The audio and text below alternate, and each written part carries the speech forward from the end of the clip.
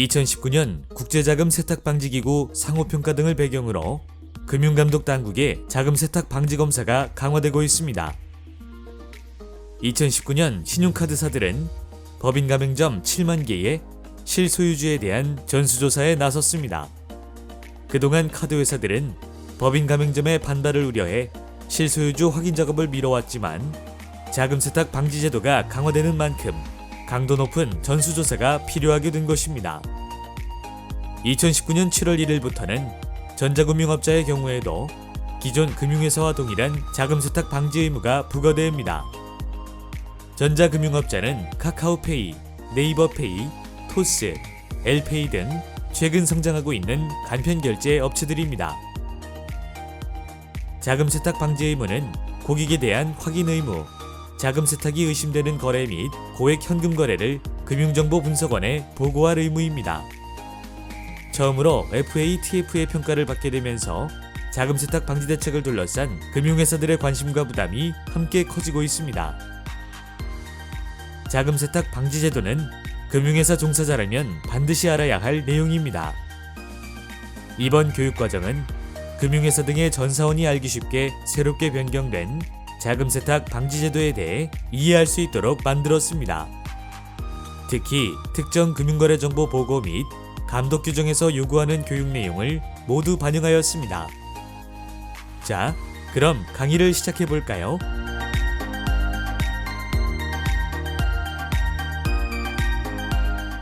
자, 그럼 이러한 그 여신 전문 금융업이 자금 세탁 관점에서는 어떤 특징이 있고 어떤 취약점이 있는지 또 어떤 노력들을 하고 있는지를 좀 개괄적으로 살펴보도록 하겠습니다.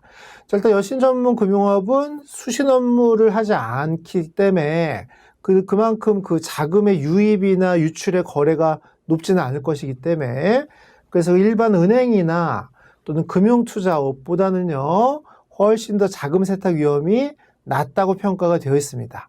자, 그럼에도 불구하고 신용카드라든가 자, 이런 대출 업무 같은 경우는 자금 세탁이 이용될 수 있는 가능성이 높기 때문에 그래서 상대적으로 위험이 낮다는 것이지 전혀 위험이 없다는 소리는 아니기 때문에요. 그래서 특히 신용카드업하고 대출 업무 같은 경우는 자금 세탁에 약간 취약점이 있는 업무라고 보시면 될 것 같아요.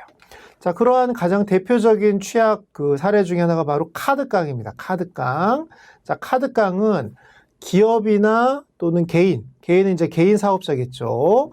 자기가 매출을 해놓고 유령 카드 가맹점 매출인 걸로 꾸며서 자, 그러면 매출을 그 다른 쪽에서 매출 잡음으로써 세금을 회피할 수가 있는 것이죠. 그래서 부가가치세라든가 소득세, 법인세를 회피할 목적으로 이렇게 할 수도 있고요. 또 두 번째는 가맹점하고 결탁을 해서 회사의 매출을 불법적으로 현금화할 수도 있다라고 보시면 되겠습니다.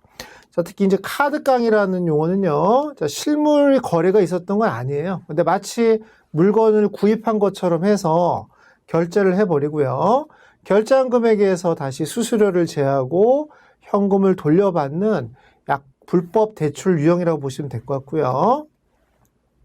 자, 그러면 그 온라인 쇼핑몰에서는 이런 유령 판매점을 만들어서 카드깡을 해서 현금을 챙긴 후에 폐업을 시켜버리고 다시 또 온라인 쇼핑몰로 만들고 자, 이런 사례가 많다 보니까 뭐 탈세, 뭐 조세 회피 뭐 이런 거부터 시작해서 다양한 우리 자금 세탁의 어떤 유형으로 많이 사용할 수가 있기 때문에 그래서 우리 여신 전문 금융업에서 가장 주의해야 될 자금 세탁의 어떤 가능성 중에 하나가 바로 카드깡이다라고 보시면 될 것 같아요. 자, 특히 이 카드깡 같은 경우는요, 급전이 필요한 서민들한테 대출 사기를 일으켜서 신용 불량자를 양산하는 부작용까지 나왔다고 합니다. 그래서 예를 들면 이제 이런 식으로 하는 것이죠. 자, 카드깡으로 예를 들면 852만 원의 급전을 대출을 받고요.